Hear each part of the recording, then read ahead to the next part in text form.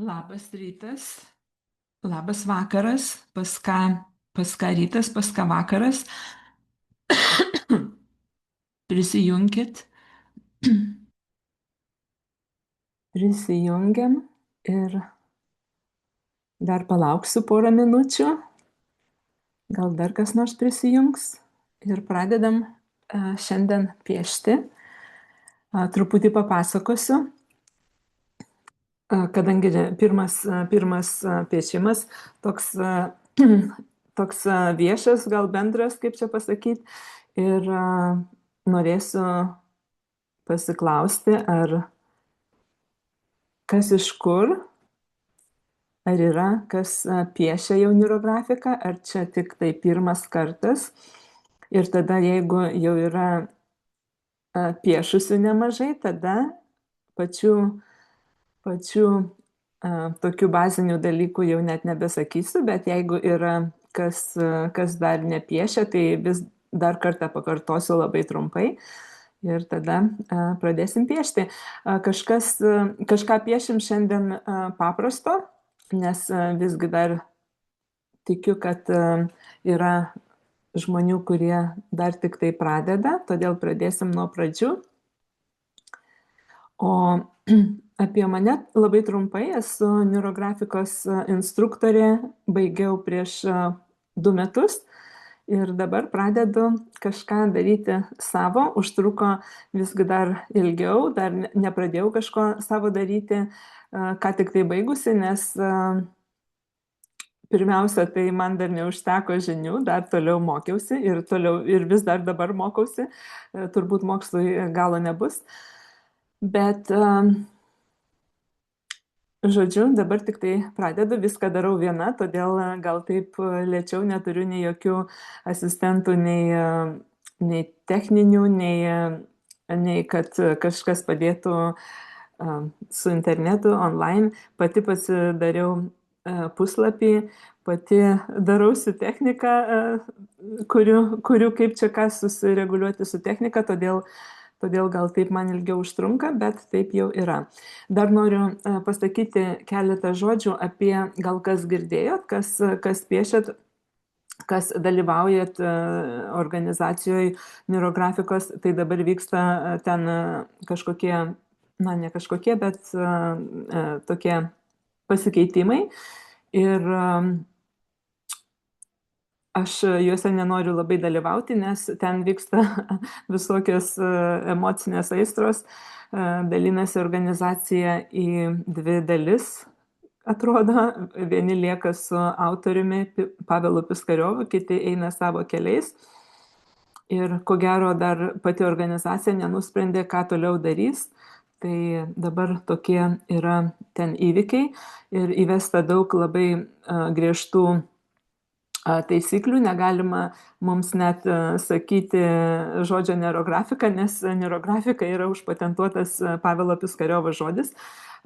Pavelas Piskariovas yra įkūrėjas šio nirografikos metodo, bet metodo žinoma negali užpatentuoti, yra užpatentuotas žodis, todėl aš savo viešuose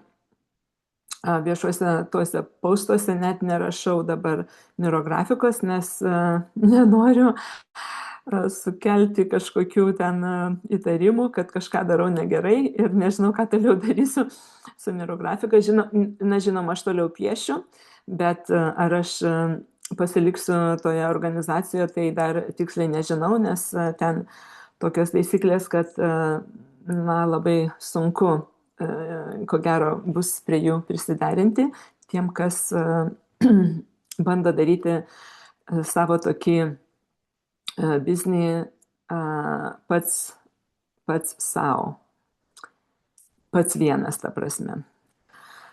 Bet yra kaip yra, adaptuosimės ir aš tikrai toliau piešiu nirografiką, nes toliau studijuoju meno terapiją ir viena iš tokių šakų kaip nirografika yra meno terapijos šaka ar metodas ar instrumentas, kaip jūs norite jį pavadinti. Todėl toliau piešiu, nes man padėjo ir papasakosiu turbūt, kai persijungsiu kamerą, nes nenoriu ilgos įžangos, žinau, kad visiems nuobodu daug teorijos klausyti, bet neurografikoje vis tiek yra teorijos, todėl kiekvienam piešime truputį pasakosiu po truputį, kad neatsibostų ir kad nedingtų tas dėmesys. Dabar persijungiu kamerą, minutėlę.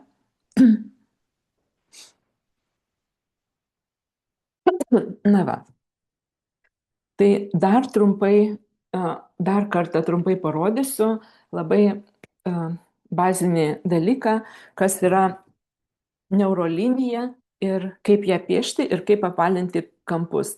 Tai yra labai labai svarbu ir visi, kas piešia, būtina išmokti šitą dalyką. Toliau gali būti kažkiek savo improvizacijos, bet šį dalyką kaip neurolinija, kuri nesikartoja nei vienoj atkarpoj ir mes ją vedam ten, kur nesitikim pamatyti. Labai svarbu, kaip tiksliai vadinasi ta neurolinija, todėl kad jeigu sakom, kad linija eina ten, kur nenorim pamatyti, tai suteikia visai kitą reikšmę. Mes vedam tą liniją. Mes vedam liniją, o ne jinai pati eina, kur nori eiti. O jinai nesikartoja konkrečioj atkarpoj, tai reiškia tai, kad kaip jau rodžiau, gal kas nors žiūrėjo mano tą video, gal kas nežiūrėjo, tai dar kartą trumpai parodau. Jeigu mes piešiam tokią sinusoidinę liniją, bangeles, arba va tokią pasikartojančią liniją, ir jeigu mes ją padalinsim į vienodas atkarpas, vienodų atstumų, tai žiūrėkit, va čia šitas patternas, tas raštas yra vienodas praktiškai. O jeigu padalinsim neurografinę liniją į atskiras atkarpas, tai žiūrėkit, kiekvienoj atkarpoj ta linija yra skirtinga. Tai, ką reiškia tas nepasikartojimas atskiroje atkarpoj neurografinės linijos apibrėžime. Šitos neurografinės linijos turi bioninę savybę. Bioninė savybė tai reiškia yra natūralios linijos. Šias linijas galima pamatyti gamtoje. Jeigu pastebėsit, tai galit stebėti debesis, pavyzdžiui, ar kalnų, Lietuvoje kalnų gal nėra, bet jeigu stebėsit paveiksliukus kalnų, tai kalnų tos viršūnės turi tokią liniją nevienodą, arba upės. Labai gerai iš viršaus, jeigu žiūrint žemėlapį, kaip upės teka, tai labai labai geras pavyzdys, kaip neurotos linijos vedamos, kaip upės teka, turi tokią bioninę savybę, jos neteka va taip arba va taip. Jos teka labai tokiu nenumatytu maršrutu. Vienur labiau pavingiuoja, kitur mažiau. Ir va tai reiškia bioninė savybė. Arba galit, pažiūrėsiu, ar čia atėjo kažkas, palaukit minutėlę. Labas rytas, kažkas prisijungė, bet mes toliau piešiamės, ką tik tai pradėjom, todėl prisijunkit, pasakoju dar tą patį apie neuroliniją. Ir jeigu visai nežinot, kas ta neurolinija, tai parašykit žinutę ar į mūsų šitą chatą, arba pasakykit žodžiu, tada pakartosiu dar kartą, bet kad nesikartoti, tai viską rodau toliau. Tai va, ta neurolinija, turinti bioninės savybės, natūralias savybės, jinai yra va tokia, kuri nesikartoja ir galit ją pastebėti gamtoje, kaip upės tekančios ar net medžio šakos, jos yra tokios bioninės ir nesikartojančios. Toliau dar parodysiu dar vieną labai svarbų momentą, kada mes piešiam tas linijas ir jos susikerta. Tai tą susikirtimą mes visada apvaliname. Ir atleiskit, labai atsiprašau, neperjungiau kameros ant. Ir Kada susikerta tos neurolinijos, pasidaro tokie kampai. Va, matot, va čia kampas, vieną už apvalinau ir neparodžiau. Va čia kampas yra, matot, va tas, va yra kampas, vienas kampas, du kampai, trys, keturi aštrus kampai. Ir neurografikoje mes tuos kampus apvalinam.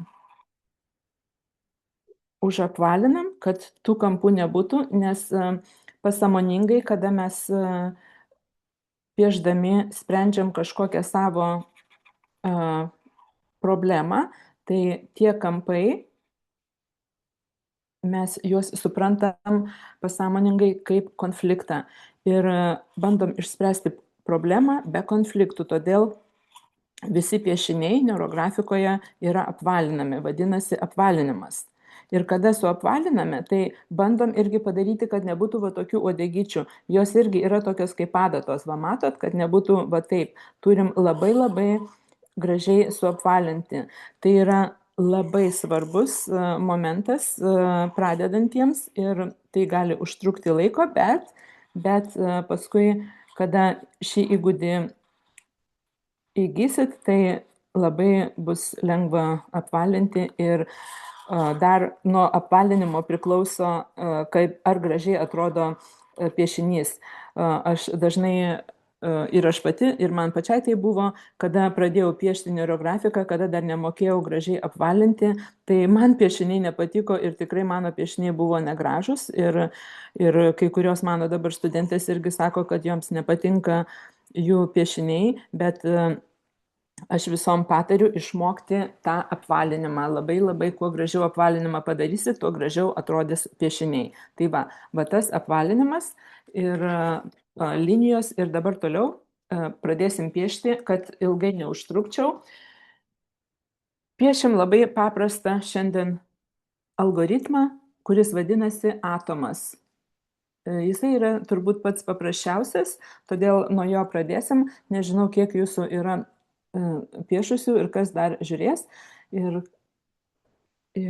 todėl pradėsim nuo šito algoritmo atomas. Jisai neuroatomas piešiamas truputėlį kitaip negu visi algoritmai, nes visi neurografikos algoritmai eina pagal bazinio algoritmo instrukciją. Bazinis algoritmas, tai vadinasi tas algoritmas iš 8 žingsnelių, kuriuos mes sekame kiekviename piešinyje, kad nepasimestume, ypač pradžioje labai, labai svarbu tuos žingsnelius žinoti, bet dabar aš apie juos nepasakosiu, nes tai yra atskira teorija ir daug teorijos ir atskiras kursas, todėl dabar tik tai sekit mane ir stenkitės išmokti piešti tą liniją, kad gautųsi natūraliai ir lengvai ir apvalinti kampus. Todėl neuroatomas yra asocijuojasi kaip mažiausia dalelė mūsų materialaus pasaulio. Neuroatome tas atomas yra kaip filosofinė dalelė. Ir mes į ją priduodam reikšmę patys. Kažką patys pasirinkdami kažkokią temą, ką reiškia tas atomas. Šiandien aš siūlau tą atomą piešti kaip kažkokios padėkos atomą. Mes visi labai mokam skustis ir taip įpratę, kad pastebėti negatyvius dalykus gyvenime, bet kada pradedam ugdyti savyje įgūdį padėkos, tai labai kažkaip pasisuka kita kryptimi mūsų gyvenimo įvykiai. Ir aš piešiau nemažai to atomo, padėkos atomo ir pastebėjau, kad man tai tikrai labai padeda kasdienybėje. Aš esu praktiškas žmogus, nelabai stengiuosi žiūrėti į kažkokias fantastikas, į kažkokias stebuklingas piliulės, todėl bandau viską priimti ir įgyvendinti savo gyvenime praktiškai. Todėl ir neurografika man labai padėjo praktiškai ir dabar stengiuosi ją jums parodyti, įgyvendinti praktiškai. Taigi, neuroatome piešiam apskritimą. Didelį, kad tilptų ant jūsų puslapio, galit pasiimti didesnį flamasterį, ne patį mažiausią, todėl kad ploniausia, nes su plonu flamasteriu sunku piešti, ypač pradedantiesiems, nes labai daug būna smulkių apvalinimų, tai siūlau piešti su didesniu flamasteriu. Aš piešiu irgi su didesniu, ypač kad geriau matytųsi ant kameros, ir galit tą apskritimą apvesti keletą kartų. Jisai nebūtinai turi būti labai idealus, su ranka tokio didelio apskritimo aplamai turbūt neįmanoma nupiešti idealaus, ir be to neurografikoje apskritimai nėra idealūs, nes viską mes neurografuojame. Pasakysiu, ką tai reiškia, jeigu dar nežinot, nes neurografinė linija yra natūrali, gamtinė, bioninių savybių linija turinti, todėl apskritimas irgi yra iš linijos, iš bioninės linijos. Todėl va čia tie visokie pavingiavimai yra natūralūs. Kada mes piešiam savo ranką, tai mes piešiam, net nebandom daryti tiesiai, o bandom piešti tą neuroliniją, apskritimą. Čia nėra, tai nereiškia, kad čia drebanti ranka nupiešta, man kažkas iš studentų sako, pagalvojo, kad tai yra drebančios rankos piešinys, kadangi nemoka piešti apvalaus apskritimo. Ne, tai nėra drebančios rankos, tai yra specialiai padarytas neurografinės linijos apskritimas. Nes gamtoje tokio apskritimo, kurį galėtumėm nupiešti su skriestuvu, taip nėra. Aplamai nėra tokio idealaus apskritimo gamtoje. Todėl mes piešiam apvalų apskritimą su ranka, kaip išeina. Va, matot, mano irgi apskritimas nėra idealus. Jisai yra toksai, va, nelabai kai kur toks apvalus. Toliau nupiešiam tą apskritimą ir mes dabar susifokusuosim mintise, bandysim prisiminti, už ką mes esam dėkingi savo gyvenime. Šiandien galit galvoti, už ką dėkingi šiandien, pavyzdžiui. Tada gal bus lengviau susifokusuoti ne ant viso gyvenimo, bet šiandien, pavyzdžiui. Svarbiausia šiandien, kad būtume čia ir dabar. Pavyzdžiui, esu dėkinga, kad turiu galimybę piešti. Ir vedam liniją. Galvojam kažkokią mintį, prisimenam kažkokią vieną padėką ir tuo pačiu vedam liniją neurografinę. Toliau, už ką dar aš esu dėkinga? Esu dėkinga, kad esu sveika ir kad turiu rankas ir galiu piešti. Esu dėkinga, kad turiu galimybių nusipirkti piešimo, pavyzdžiui, įrankius, flamasterius, pieštukus, popierių, techniką. Ir esu dėkinga, kad galiu tai parodyti žmonėms, ką jau esu išmokusi. Jūs galit piešti savo mintise, už ką jūs esat dėkinga. Esu dėkinga, pavyzdžiui, kad šiandien pavalgiau skanius pusryčius ar vakarienę. Esu dėkinga, kad praleidau laiką su vaikais, ar su vyru, ar su tėvais. Esu dėkinga, kad turiu darbą, kuriame galiu uždirbti. Esu dėkinga, kad turiu draugų. Šiandien, kad buvau susitikusi su draugėmis, jeigu buvot susitikusi. Pagalvokit va tokius dalykus, labai paprastus, kasdieniškus, be kažkokių ten abstrakčių, didelių tokių kažkokių pokyčių, tokių padėkų. Pavyzdžiui, esu dėkinga visatai, ten pavyzdžiui. O kas ta visata, už ką tu dėkinga, ten neaišku. Geriau dėkoti ką mes iš tikrųjų suprantam. Aš nesakau, kad nereikia dėkoti ten visatai ar Dievui, ar kaip dar jūs suprantat tą kažką aukštesnį, apie tai kalbėsim kitose pamokose, bet šiandien siūlau dėkoti už tai, ką jūs dabar turit, ką suprantat, kaip jaučiatės. Dėkoju, kad jaučiuosi pakiliai ir kad galiu prisėsti ir piešti. Dėkoju, kad galiu pailsėti, kad nueisiu į vonią vakare ar ryte. Va tokius dalykus, kurie yra apčiuopiami, suprantami ir už kuriuos mes kartais net nepagalvojam, kad galima už juos iš tikrųjų padėkoti, ką turime savo gyvenime. Tai kada pradedam galvoti apie tai, ką jau turime, tai atsiranda toks, mažiau dėmesio skiriame tiems dalykams, kurių neturime. Ta prasme yra gerai dėkoti už tai, ką jau turime. Dabar, kada pripiešėt, pavyzdžiui, jau pakankamai linijų, pačios nuspręskit, kiek užtenka ir paskui visada gali dar didėti, nesvarbu. Ir dabar pradedam viską apvalinti. Matot, kiek dabar pasidarė daug visokių kampų. Ir kada žiūrim į tą apskritimą, atrodo kažkoks tinklas, toks nelabai gražus, kažkoks chaotiškas. Ir dabar pradėsim apvalinti viską, visus kampus. Tai yra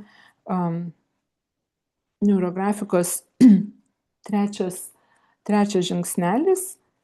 Antras žingsnelis buvo nupiešėm apskritimą, padarėm kompoziciją. Pirmas buvo pasirinkom temą, mūsų tema šiandien yra padėka ir dabar einam prie trečio žingsnelio, kuris vadinasi apvalinimas. Ir viską dabar apvalinsim.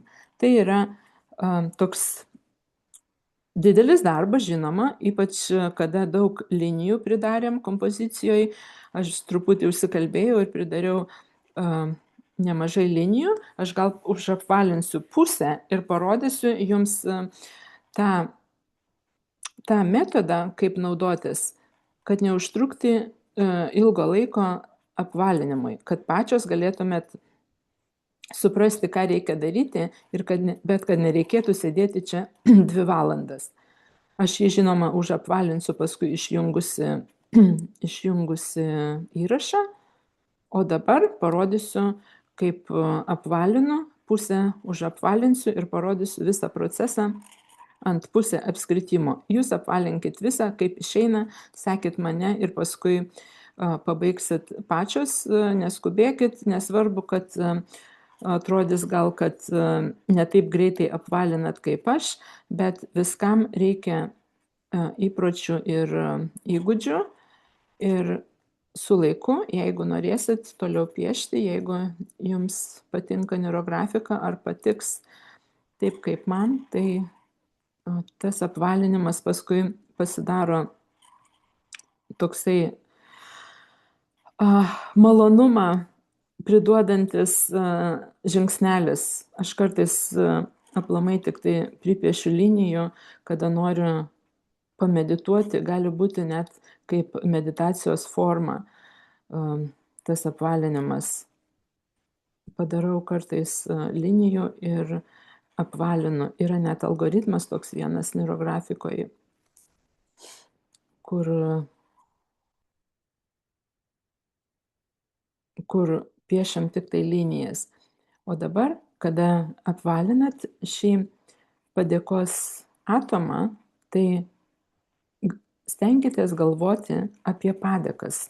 Ką jau pripiešėt, kokias padėkas pasirinkot, pastebėjot, nupiešėt su ta linija, dabar apvalindamos toliau prisiminkit, už ką esat dėkingos. Tas toks prisiminimas, laikymas dėmesio, tai yra irgi įgūdis. Labai ypač šiais laikais labai sunku išlaikyti ilgesnį dėmesį kažkam, nes visur socialiniuose tinkluose, aplamai gyvenime atrodo toks greitas ritmas, viskas labai greitai keičiasi, reklamos visokios, viskas visur mirguliuoja ir tas mūsų dėmesys yra labai išfokusuotas, labai išbalansuotas, išderintas ir sunku ant kažko vieno ilgesnį laiką susifokusuoti, sutelkti dėmesį, netgi skaityti knygą, jaunimui ypač šiais laikais yra sunku.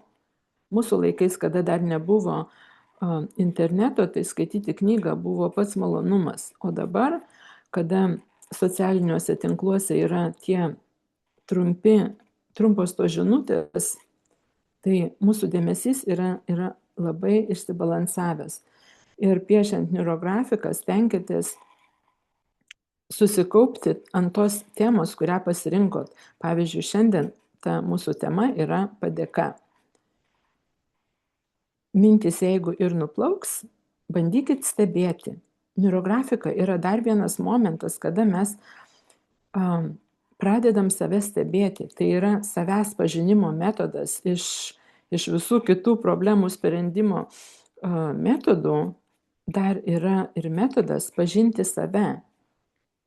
Mes duodam laiko, skiriam laiko pačios savo piešti ir reguliuoti tą dėmesį. Pavyzdžiui, dabar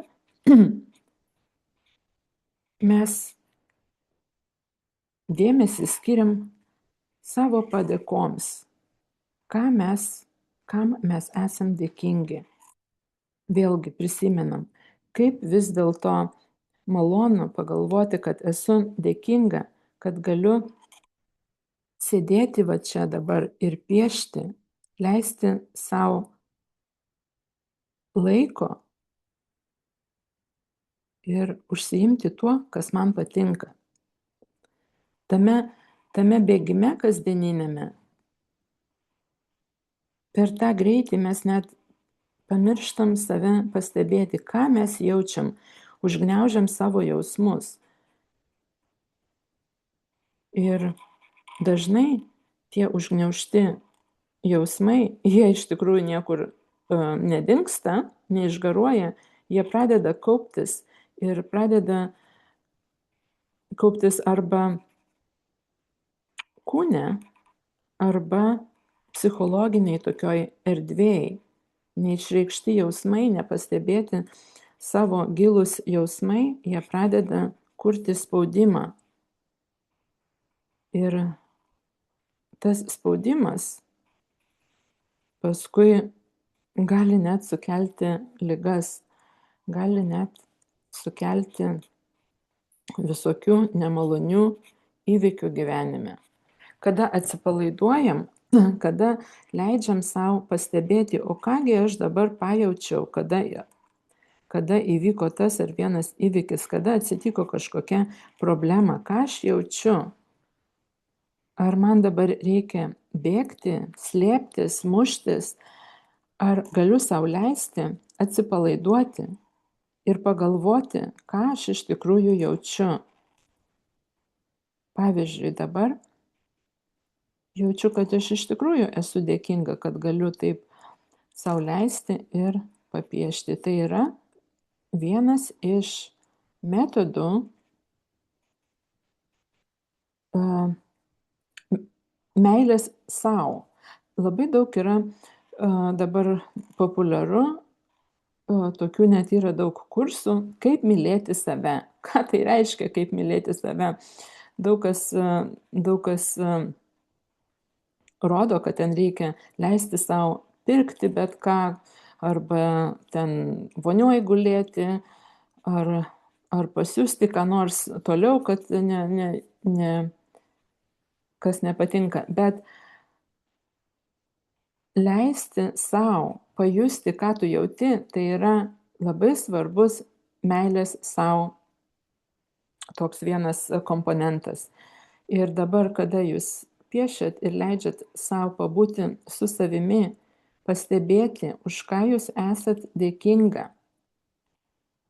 Ir kaip jūs jaučiatės, pagalvokit, ką jūs dabar jaučiat, kada kada taip stengiatės prisiminti, už ką esat dėkinga. Pagalvokit, kaip jūs jaučiat emociškai, ar tai nervina, ar tai kažkokį įtampą duoda, ar leidžia atsipalaiduoti. Pastebėkit, ką jūs jaučiat kūne. Jeigu nežinot, ką jaučiat kūne, tai pradėkit, galit tokią praktiką įvesti. Skanuokit dėmesiu. Dabar ranka jūsų veda tas linijas, apvalinimus ir pastebėkit, ar jūsų pirštai suspausti, pavyzdžiui, flamasterio, ar laisvai vedat, ar atpalaiduoti. Pastebėkit, ką jūsų kojos daro, ar jos kažkur padėtos, ar sukryžiuotos, ar pakeltos, ar dar kas nors. Nesvarbu, kaip jos stovi, bet tiesiog pastebėkit. Pastebėkit. Ir tas dėmesys, tas įgūdis atsiranda, kada pradedat stebėti save, savo kūną, savo emocijas, savo jausmus.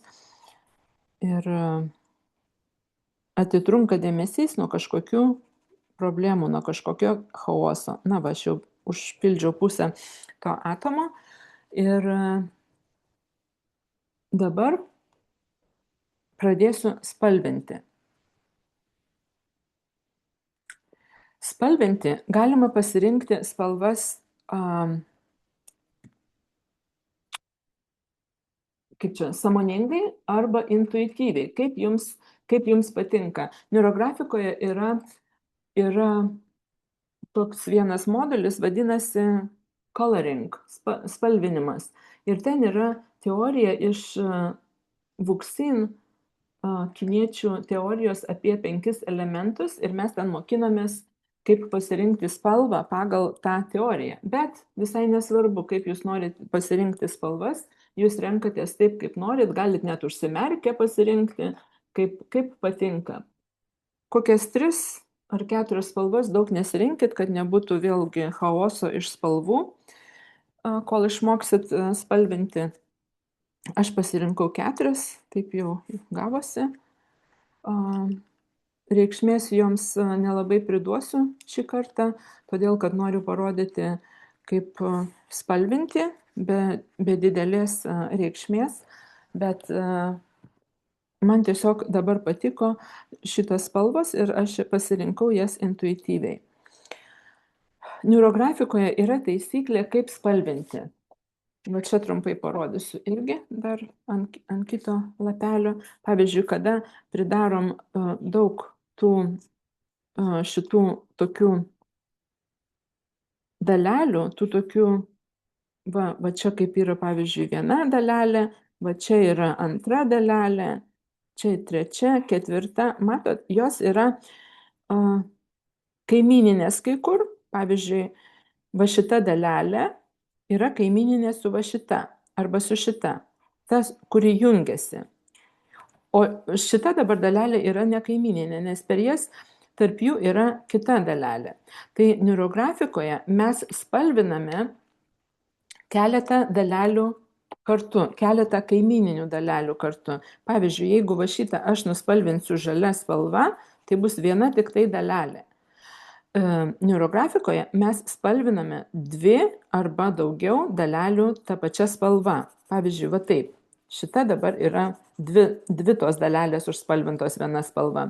Ką aš dar galiu spalvinti su tą pačią spalva? Va šita šalia yra dalelė kaimyninė, va šitą galiu užspalvinti. Dabar yra 3 dalelės. Ir čia gavosi tokia didesnė dalis iš vienos spalvos. Mes taip pasąmoningai, kada žiūrim į va šitą, pavyzdžiui, piešinėlį, čia yra daug smulkių dalelių. Kada pradedam spalvinti, tada prasideda tokia kaip ir organizacija pasąmonėje ir mes darome tas daleles didesnės. Dėl to spalviname daugiau negu 2 daleles. Toliau viską papasakosiu kitose piešiniuose, kitose susitikimuose. Šiandien noriu tokią pradžią parodyti, ką reiškia, kaip mes turim spalvinti. Tai va, dabar, pavyzdžiui, jeigu aš pažiūriu ir taip pasirenki intuityviai, kur kokią spalvą dėti. Gali nuo vidurio, gali nuo pradžios, nesvarbu, kaip jums išeina. Dabar, pavyzdžiui, aš pasirinkau va šitą spalvą ir dabar spalvinu ne taip, kad vieną, pavyzdžiui, dalelę užspalvinau ir toliau galvoju, kurią dalelę. Stengiamės spalvinti, kad eitų pieštukas ar flamasteris. Tiesa, dar vieną dalyką pamiršau pasakyti, dabar pasakysiu, kol prisiminiau. Yra, vadinasi, kaip jie lietuviškai, teksto išryškintojas turbūt vadinasi, va šitie flamasteriai tokie ryškus. Ir dabar netgi yra uždrausta spalvinti pieštukais. Reikia, neuždrausta visai spalvinti, bet reikia pradėti spalvinti nuo flamasterių, nuo tokių šitų teksto ryškintojų flamasterių. Ir pradedam irgi taip pat. Pasirenkam vieną tą dalelę ir spalvinam kelias dalelės toliau. Ir einam per tas ribas, kad eitų spalva, pieštukas tas ar flamasteris per ribas. Aš galiu net ir va šitas užspalvinti dabar, galima net pasirinkti, užspalvinti vieną spalvą, paskui kitą, nesvarbu, kaip jūs spalvinat.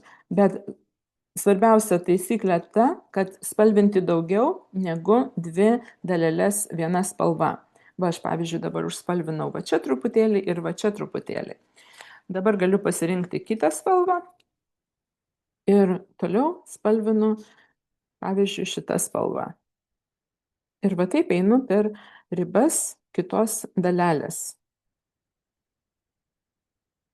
Irgi pasirenku kažkaip intuityviai, kur man spalvinti. Pavyzdžiui, va taip. Dažnai renkamės vienos spalvos keletą vietų, pavyzdžiui, piešinėje vienoj daly ar kitoj, todėl kad gautųsi kažkoks balansas ir iš spalvų. Taip. Na, man šitas neužapvalintas kažkaip nelabai patinka, aš gal greitai užapvalinsiu, gal man neužtruks tiek daug laiko. Tai jūs arba galite irgi toliau apvalinti, arba piešti spalvas. Aš dabar pagreitintai užapvalinsiu, man kažkaip drasko akis, tą dėmesį atkreipia labai tie kampai. Nes turbūt jau iš įpročio kada viską apvalinu, tai kada dabar pradėjau piešti su spalva, iš karto matau tai, kas neužapvalinta.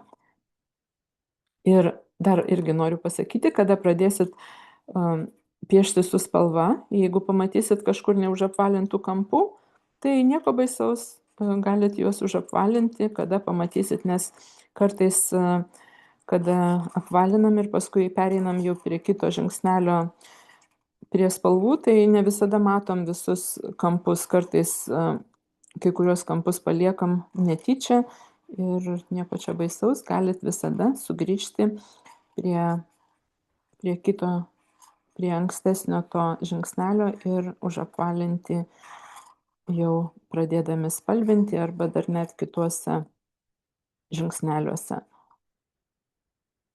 Tai va. Na va, aš užapvalinau ir dabar bus man rami galva, galėsiu toliau piešti. Neužtruko čia taip ilgai, nes storas flamasteris. Kada pradedat, jeigu esat pradedantieji, tai kad greičiau gautųsi piešti, tai visada pasirinkit storesnį flamasterį ir mažesnį popieriaus lapą. Kada mažesnis popieriaus lapas, tai žinoma, tą piešinį daug greičiau padarysit, nupiešit ir geriau padaryti mažesnį piešinį visą nuo pradžios iki galo, negu kad palikti jį neužbaigtą ir paskui iš vis jo nepabaigti. Kada dar pradedat piešti, irgi dar noriu pasakyti tokią detalę, yra labai daug niuansų nėra grafikoje visokiausių. Kada pradedat apvalinti, pavyzdžiui, ir jeigu reikia kažkur nueiti nuo piešimo, tai vis dėlto pasistengkit bent jau užapvalinti kampus, kad nepalikti tų kampų aštrių, nes kada pasirinkot temą ir palieka tuos aštrius kampus, tai nėra labai ekologiška, psichologiniai tai tokiai būsenai gali turėti įtakos, kad palikot tuos kampus, stengiatės padaryti, išspręsti kažkokią problemą, o palikot pripiešę dar daugiau konfliktų tų aštrių kampų.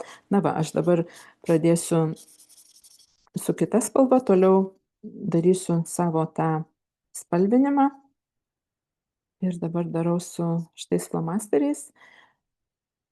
Iš įpročio, kada aš pradėjau piešti prieš 3 metus, tai nebuvo dar tokios griežtos taisyklės pradėti piešti su šitais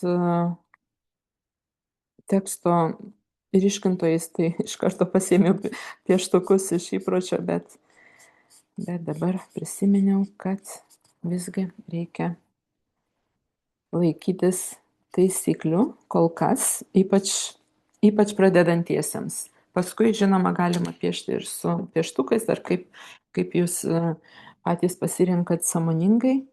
Nebūtina laikytis visų privalomų taisyklių, jūs visgi esat suaugęs žmogus, esat dailininkas, jeigu jau pradėjot piešti, ir darot taip, kaip jums atrodo teisinga. Nesvarbu, kas taisyklės stengiasi įvesti. Na va.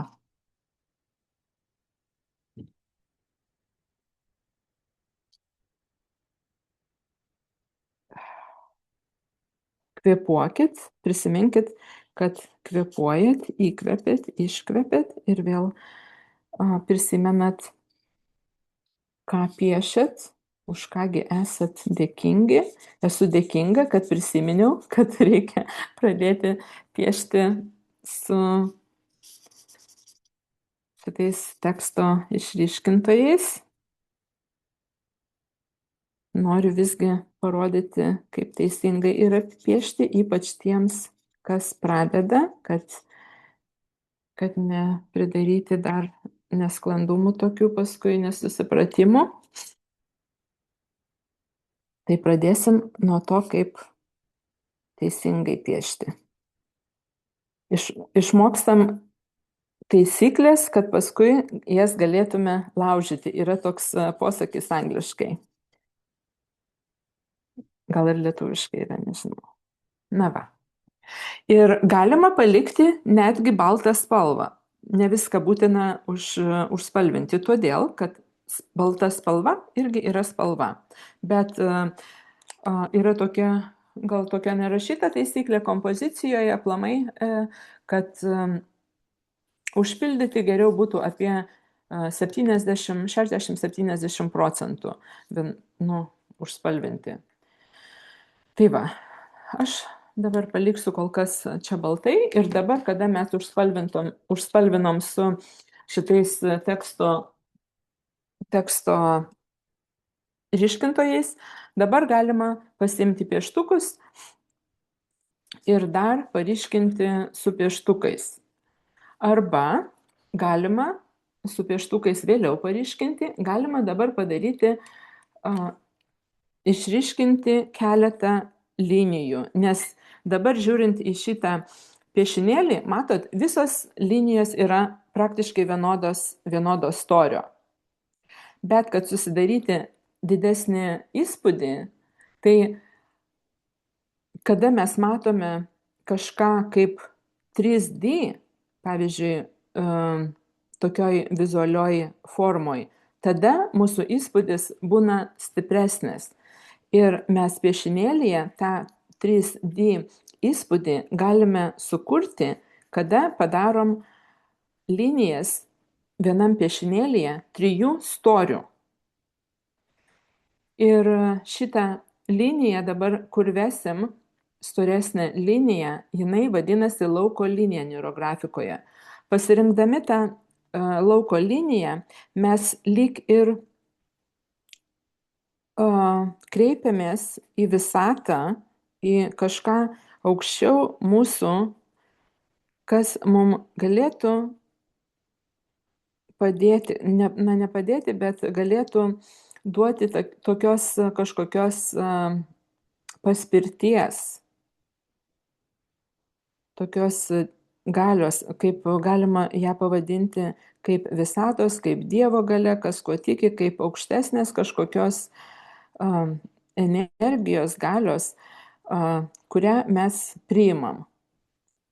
Ne vien tik ją pasikliaunam, bet priimam. Tiesiog leidžiam savo galvoti, kad mes netokie esam visagaliai, vieninteliai, bet yra dar kažkokia didesnė galia pasaulyje ir mes tą galią pripažįstam ir tiesiog pasitikim ir pripažįstam. Tai va, dabar piešdami tą storesnę liniją mes priduodam reikšmę, kad tai yra kažkokia galia, nuo kurios mes ne visada turim tokią kontrolę, kur kontroliuoja kažką aukščiau, negu kad mes patys galim kontroliuoti.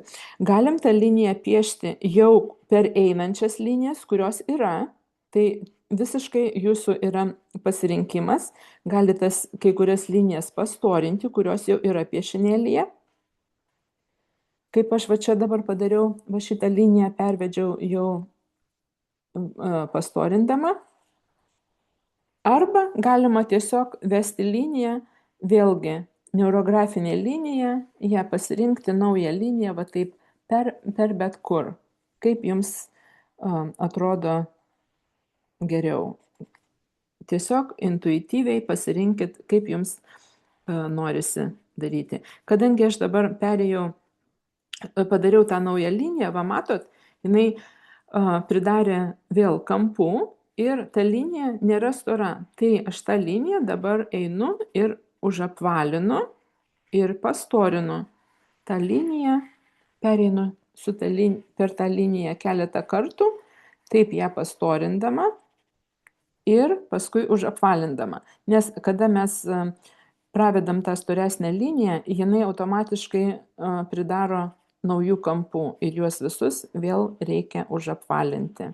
Ir storas, ir plonas linijas, viską neurografikoje apvaliname. Tai priduoda mums tokio pasąmonėje, sudaro tokį įspūdį, lyg tai viskas yra integruota, viskas yra sujungta ir viskas savo vietose. Viskas integruojasi ir viskas priklauso ten, kur turi būti. Na va, aš dabar tą liniją pastorinau. Vieną liniją. Galit pravesti 1, 2, 3. Nėra labai griežtos taisyklės, kiek tų linijų turėtų būti, bet rekomenduojama, kad būtų 2 ar 3, ar kartais 4, jeigu didelis tas lapas, bet kada lapas nedidelis, ypač tas piešinys neuroatome, kadangi net ne per visą lapą, o tik tai šitam apvalime, tai aš dabar pasirinksiu tik tai 2 linijas, kad visko neužjuodinti. Tas 2 linijas išryškinsiu, va čia viena eina ir čia kita. Kartais, jeigu pažiūrit į savo tą piešinėlį ir atrodo piešinėlyje linija lyg ir matosi, bet pažiūrint ekrane, ta linija netrodo tokia išryškinta, va kaip aš dabar, kai žiūriu į savo piešinį, tai atrodo tikrai matau 2 tas linijas labai ryškiai. Kada pažiūriu į ekraną, žiūriu, kad nelabai čia tos linijos ir storesnės. Tai tada vėl galiu dar labiau paryškinti jas, kad jos iš tikrųjų matytųsi. Nes mes, kada piešiam ir paskui dalinamės piešinėlius, Labai kviečiu pasidalinti savo piešinėliais grupėje. Galėsiu gal netgi padaryti keletą komentarų, jeigu norėsit. Ar paklausti klausimų, jeigu kas neaišku savo piešiniuose. Tada geriau pažiūrėti ant ekrano, kaip jūsų piešinėlis atrodo ekrane. Kartais mes gaunam tokių įdomių pastebėjimų gal, kad atrodo tam gyvai tas piešinys vienaip, o pažiūri ekrane visai kitaip, žinoma, ne visai kitaip, bet atrodo, pamatai, kad linijos yra kažkur neužapvalintos, kad linijos kažkur yra nepakankamai storesnės ir tada galima dar piešinėlį paredaguoti. Neurografinį piešinėlį galima praktiškai redaguoti ilgai. Nesakysiu, kad iki begalybės, bet labai galima ilgai tą piešinėlį redaguoti, kada pabaigiat piešti, atrodo, kad viską jau nupiešėt, ką norėjot, o pažiūrit kitą dieną ir dar norisi kažką pakoreguoti, tai visada galima sugrįžti ir pakoreguoti savo piešinį. Ne visada, žinoma, jeigu ten labai daug jau tų linijų, daug juodų arba labai daug spalvinot ir jau net popierius neima tiek to pigmento, tai žinoma ne visada, bet labai ilgą laiką galit savo leisti, kad pakoreguoti tą neurografinį piešinį. Dabar jau ir mano ekrane atrodo tos dvi linijos išsiskiria, jos yra daug storesnės negu va šitos kitos linijos. Ir dabar yra mano tam piešinyje dviejų storių linijos. Va šito storio ir šito plonesnio storio. Kad priduoti trečią storį, trečią dydį, kągi dabar galima padaryti šiame piešinyje. Šiame atomo piešinėlyje aš padarysiu trečią dydį, tai visą apskritimą atomo dar pastorinsiu ir užspalvinsiu juodu flamasteriu. Padarysiu tą neurografinę liniją, kada vėl, jeigu ir jūs taip pat darot, tai padarykit irgi neurografinę liniją, kad tas apskritimas nebūtų idealus, kaip su skriestuvu pieštas, kad būtų toks natūralus su bioniniam savybėm. Tai irgi vėl pereinam aplink tą apskritimą ir užspalvinam su juodu flamasteriu. Žiūrėkit, kaip lengvai. Ir dabar gavosi jau šitas kraštutinė ta atomo linija trečio dydžio. Matot, jinai yra storesnė negu tos lauko linijos. Vietom gali būti storiau, vietom planiau, kaip jum išeina, čia jau yra meninė tokia dalelė. Galima padaryti vietomis ploniau, vietomis storiau, tai yra bioninė savybė, natūrali linija. Dabar atrodo, kad tikrai ta trečia linija yra ir pažiūrėkit, visai kitaip atrodo tas piešinėlis. Ar jums patinka, ką jūs piešėt? Pagalvokit, ar jums patinka, ką jūs piešėt? Kas jūsų piešinėlyje jums patinka? Ir prisiminkit, ką tas atomas reiškia. Tema buvo padėka. Vėlgi prisiminkit, jeigu mintis kažkur kitur nuėjo, vėl prisiminkit, kad čia yra mano padėkos atomas. Aš jį žiūriu ir prisimenu, už ką aš esu dėkinga. Toliau, dabar čia buvo trečio dydžio tas priduotas trečia linija ir jisai neurografikos baziniam algoritme, tas žingsnelis yra 6, vadinasi fiksacija. Mes šitame piešinėlyje užfiksuojam visą atomą. Tai mūsų tokia yra fiksacija to viso atomo ir dabar galim eiti prie kito žingsnelio, kuris vadinasi stilius. Ir dabar jau galim sau leisti pieštukus naudoti tiek, kiek mums patinka. Kągi mes darom tame stiliaus žingsnelyje? Padarom savo piešinėlį dar gražesnį, kaip tik tai galim padaryti. Pasiimam pieštukus ir galima toliau piešti ant šito spalvų, ant šito teksto tų išryškintojų. Labai gerai pieštukai spalvinasi ir dar priduoda tokio grožio, tokio stiliaus. Tai tą grožį sukuriam, kiek galima, kaip mokam, kad būtų dar geresnis įspūdis žiūrint į savo tą piešinėlį. Galima spalvinti vieną spalvą, kitą spalvą, kaip išeina, galima kitą spalvą dėti. Va, pavyzdžiui, aš ant geltono čia dedu žalio, taip irgi dar gaunasi kitas atspalvis, tai čia galima, kaip jums atrodo gražiau, kokių sugebėjimų piešimo turit, tai galit savo leisti visokių niuansų.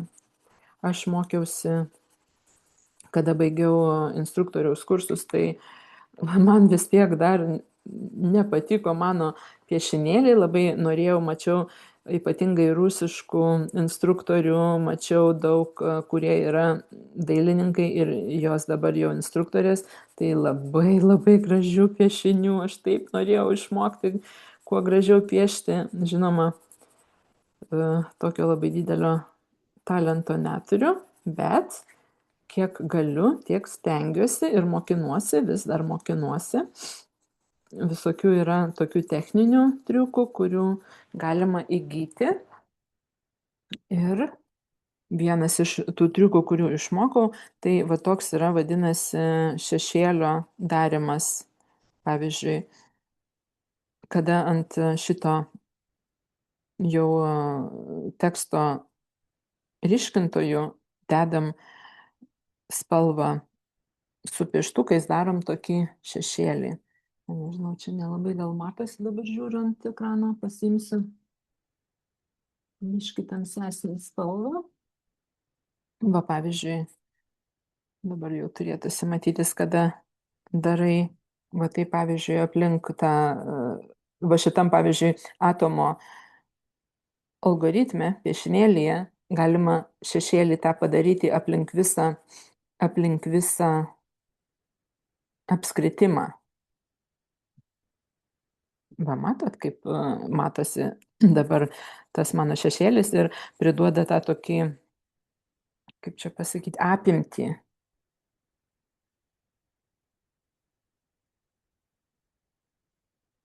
Priduoda dar labiau to tokio 3D, to įspūdžio vizualiai.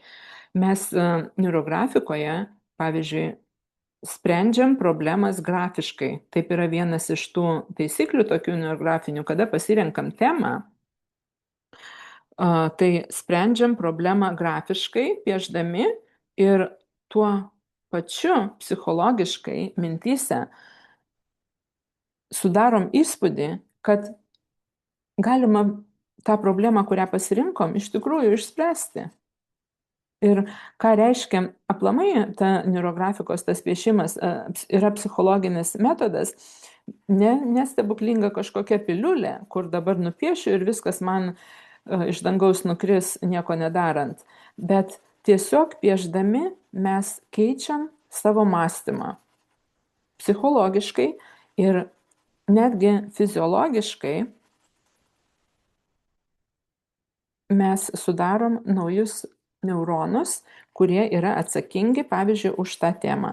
Dabar, pavyzdžiui, už tą padėkos temą, na čia buvo ne problema, bet tiesiog tas toksai dėmesio įgūdžio ugdymas, kad atkreipti dėmesį tai, kam esam dėkingi. Ir dabar, kada mes piešdami, galima ir sukti kitą pusę, iš visų pusių galima piešti. Dabar, ką aš čia apsukau, tai noriu tiesiog pasakyti. Ir kada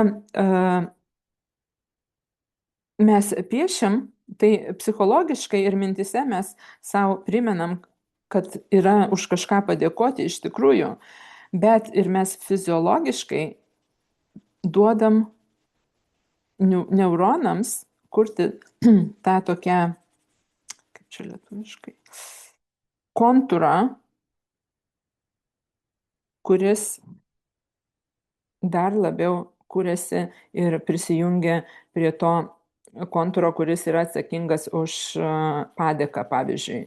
Jeigu mes negalvojam, nepraktikuojam tų kažkokių minčių, pavyzdžiui, kaip būti dėkingam už kažką, tai tas neuroninis kontūras yra silpnas ir jisai kažkur pasislėpęs.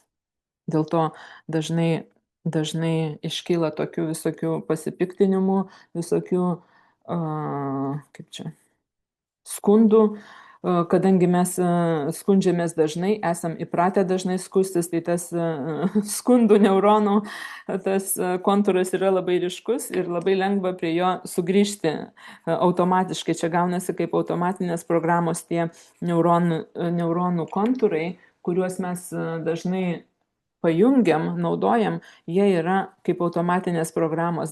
Gal dar esat kada nors girdėję, kad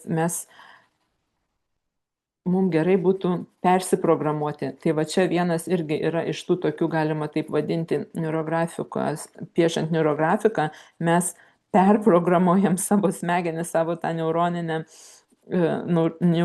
jungčių procesą. Prisimenam, kad yra gyvenime, už ką mes esam ir dėkingi. Ir dabar piešdami skiriam tam laiko, kad prisiminti. O kadangi dar yra tokia irgi viena savybė žmogiška, kada mes matom kažką vizualiai, ne tik, kad girdim, ar ten skaitom, bet kada matom kaip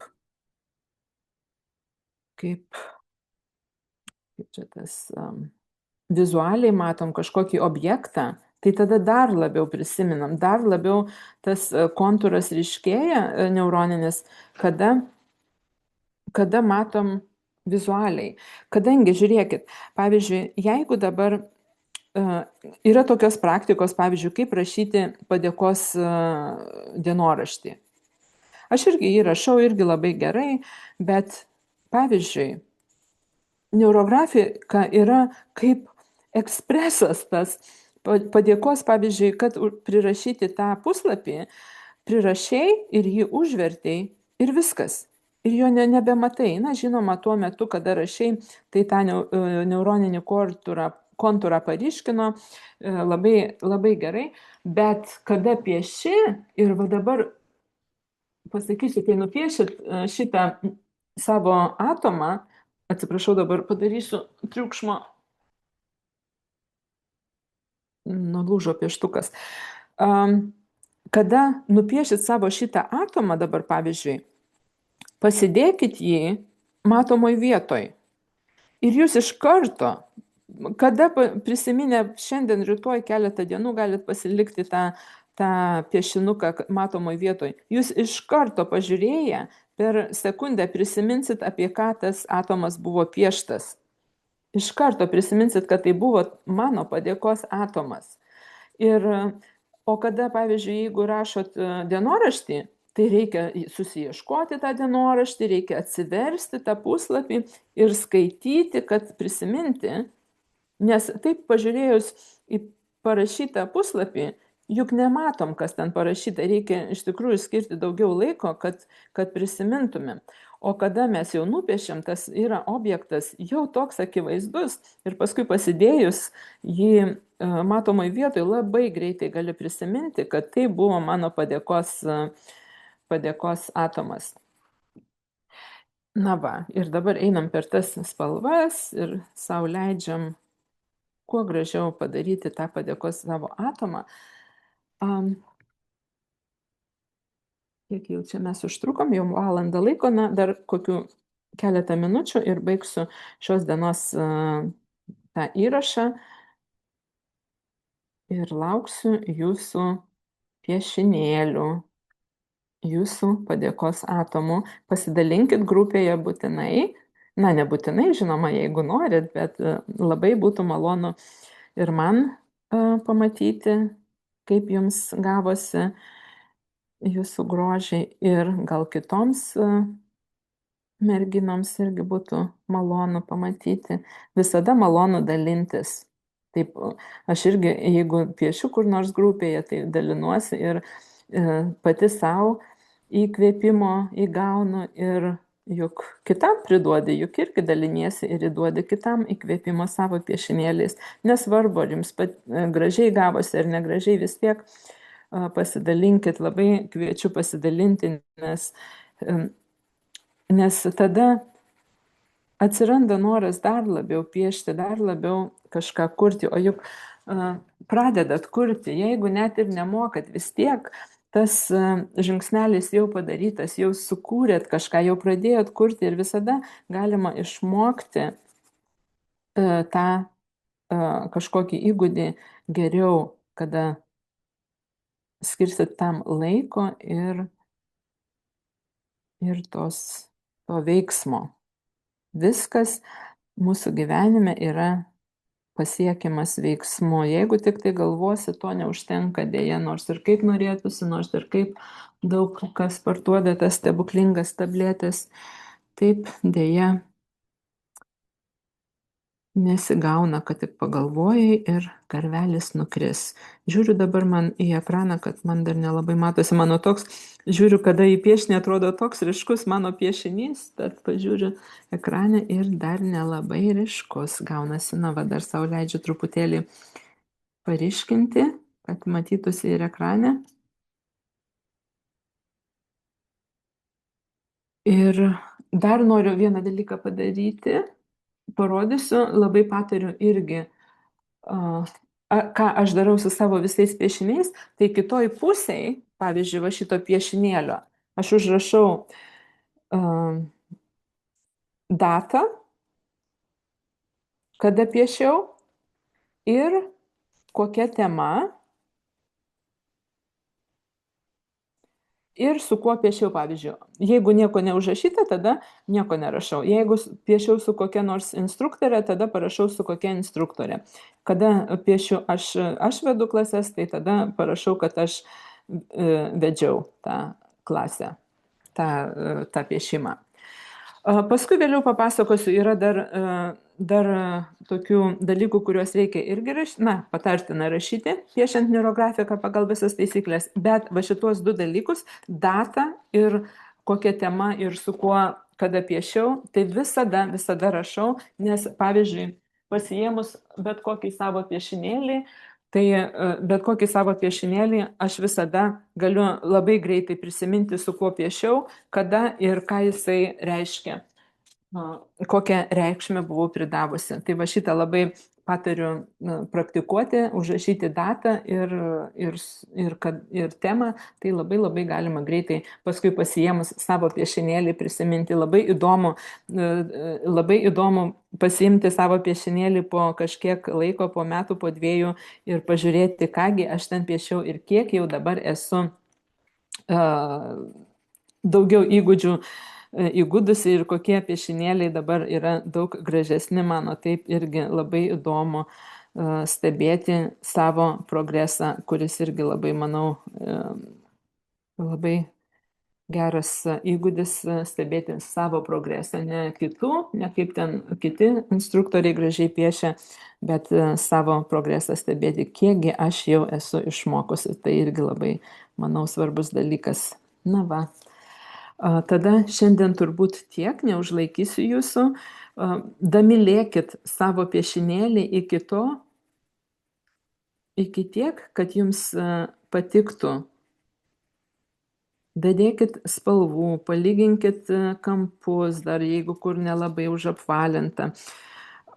Paryškinkit linijas, pastorinkit, kurios dar atrodo nelabai storos.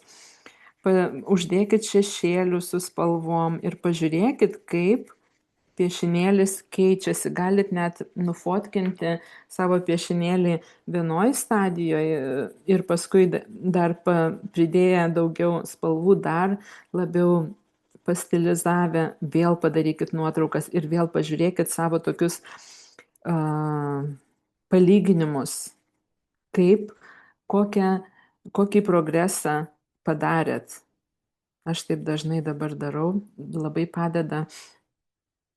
padeda mokintis, ką galima dar pagražinti piešinėlyje. Keiskit spalvas, galit pridėti spalvų, ten visokių atspalvių.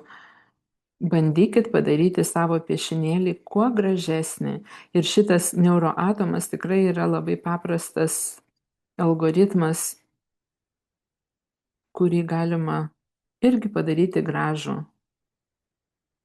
be didelių sudėtingų ten kažkokių žingsnelių, ypatingai mokintis tas ir spalvinimo ir linijos vedimo, tuos įgūdžius įgyti labai labai geras algoritmas atomo, paprastas ir labai geras.